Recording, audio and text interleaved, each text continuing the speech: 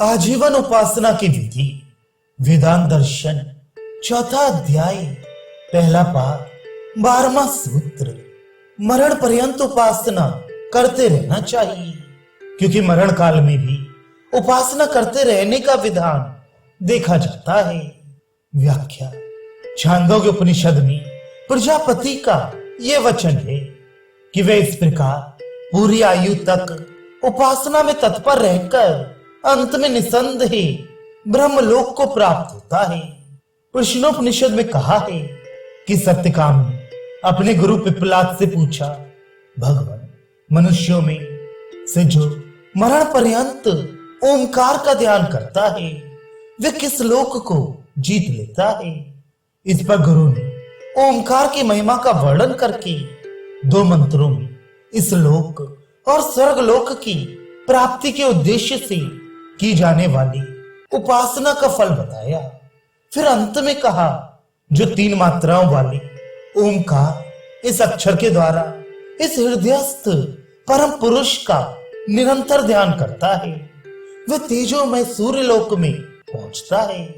तथा जिस प्रकार सर्प केचड़ी का त्याग कर देता है, ठीक उसी प्रकार वह पापों से मुक्त होकर सामवेद की श्रुतियों के अभिमानी देवताओं द्वारा ऊपर ब्रह्मलोक में ले जाया जाता है। वहां वे इस जीवन रूप हिरण्यगर्भ से अत्यंत श्रेष्ठ तथा सबके हृदय में शयन करने वाले परम पुरुष का साक्षात्कार करता है।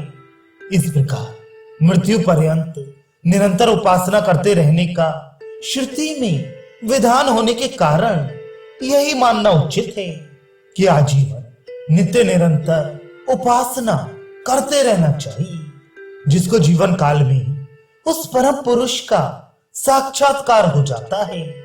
उसका तो उस परमेश्वर से कभी वियोग होता ही नहीं है, वह तो स्वभाव से ही उसमें संयुक्त हो जाता है। तथापि वह जो मरण पर्यंत निरंतर उपासना करता रहता है वह उसके अन्य कर्मों की भांति लोक संग्रह के लिए है, परंतु साधक के लिए तो मृत्यु पर्यंत उपासना परम आवश्यक है। अन्यथा योग भ्रष्ट हो जाने पर पुनर्जन्म अनिवार्य हो जाता है। इसलिए भगवान ने मरण पर्यंत साधन करते रहने के लिए जगह जगह कहा है। यहाँ तक उपासना विषयक वर्णन की समाप्ति करके अब परमात्मा की प्राप्ति के लिए किए जाने वाले साधनों के फल के संबंध में विचार आरंभ किया जाता है। यहाँ ये जिज्ञासा होती है कि जिसको जीवन काल में ही परमात्मा की प्राप्ति हो जाती है उसके पूर्वार्जित तथा भावी पुण्य पाप रूप कर्मों का क्या होता है, यह अगले प्रकरण में स्पष्ट करेंगे।